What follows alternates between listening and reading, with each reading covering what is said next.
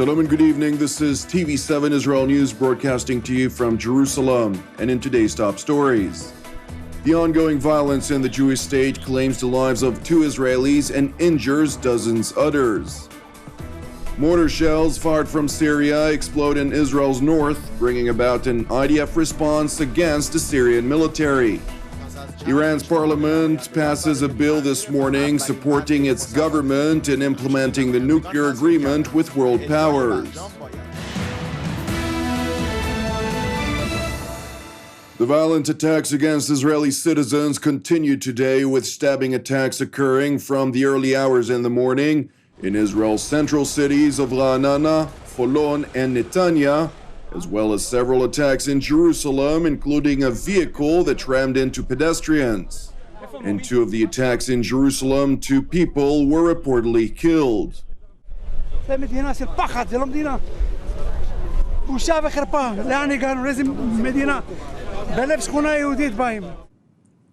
the Knesset in Jerusalem, Prime Minister Benjamin Netanyahu said in a speech to the Knesset plenum that the motive for terror stems from a wish to destroy the Jewish state and not from frustration due to the lack of diplomatic process with the Palestinians.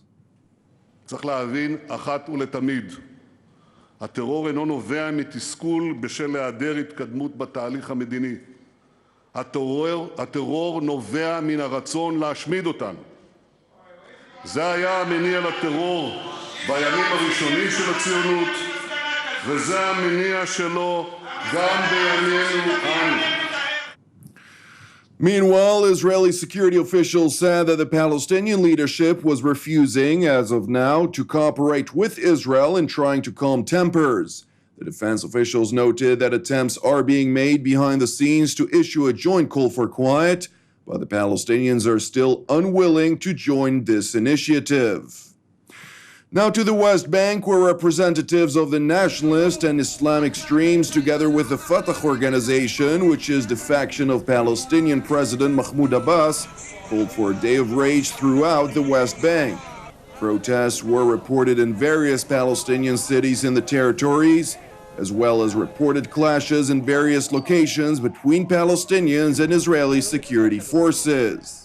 Meanwhile, in Israel, a general strike was declared today in Israel's Arab sector in protest of what they called the dangers to the Al-Aqsa Mosque and in support of the Palestinian struggle. The strike included all branches of commerce and the Arab education system. Along with the announced strike in the Israeli Arab sectors, Palestinians announced a general strike in the West Bank and Gaza Strip. Now to Israel's north, where 3 mortar shells exploded in the Golan Heights on the Israeli side of the security fence with Syria this morning in open areas. No injuries or damage were reported. In response to the fire toward Israel's north, the IDF responded with artillery fire targeting 2 Syrian military installations. The IDF spokesperson's unit told TV7 that it views the Syrian army as solely responsible to any attacks emanating from its territory, adding that the IDF will not tolerate any attempt to harm Israel's sovereignty or the security of its citizens.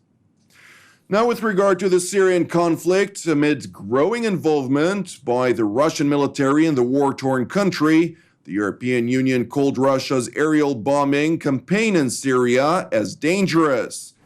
Speaking after a meeting of EU foreign ministers in Luxembourg, EU Foreign Policy Chief Federica Mogherini accused Russia's airstrikes of supporting the Assad regime against rebels, rather than targeting the Islamic State, which, according to the top EU diplomat, could deepen the 4.5-year-old civil war, which, according to the United Nations, has killed more than 250,000 people. Obviously, there is a worry on the fact that military activities might be either not targeted against Daesh or other UN-recognized terrorist organizations, and on the other side might not be coordinated with other actors that are playing a military role in the area, which is something dangerous in itself. Mogherini noted, however, that Russia has a significant role when it comes to applying political pressure on the Assad regime in achieving a viable solution. That the role that Russia can play in, let's say, exercising a sort of pressure or involvement of the regime in the political process itself, that is going to be a very significant and important role that Russia can play. The situation is still that of having Assad sitting in Damascus and terrorist organizations, and in particular Daesh, gaining ground in Syria and also in Iraq.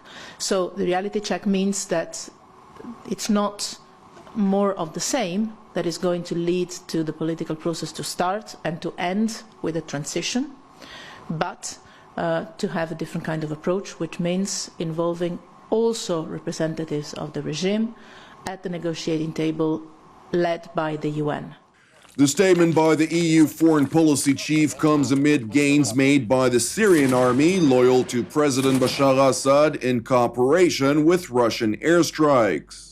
في ريف اللاذقية الشمالي أحكمت وحدات من قواتنا المسلحة سيطرتها على بلدات جب الأحمر، كفر دلبة، تلال كتف جورة البطيخ، رويسة خندق جامو، وتتابع تقدمها وتسيطر على المشارف الجنوبية الشرقية لبلدة سلمى.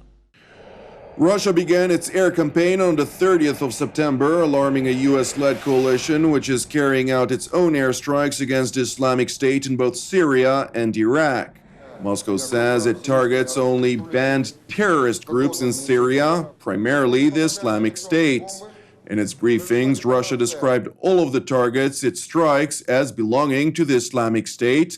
However, most of the strikes have taken place in areas held by other opposition groups, including many that are supported by Arab states, Turkey, and the West, in a war which has also assumed a sectarian dimension, with Shiite Muslim Iran at odds with Sunni Muslim Saudi Arabia. Now to the Islamic Republic, where Iran's parliament passed a bill this morning supporting the government in implementing the nuclear agreement reached back in July with world powers in an apparent victory for President Hassan Rouhani's government over hardline conservative opponents of the accord.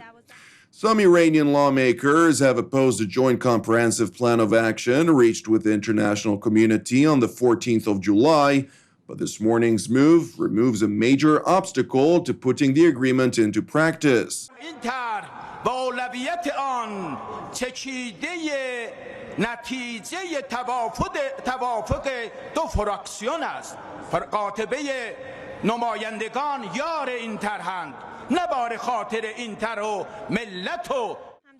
The bill insists, however, that international inspections of military sites in the Islamic Republic under the nuclear agreement should be approved by a top Iranian security body, leaving the possibility that disagreements could arise.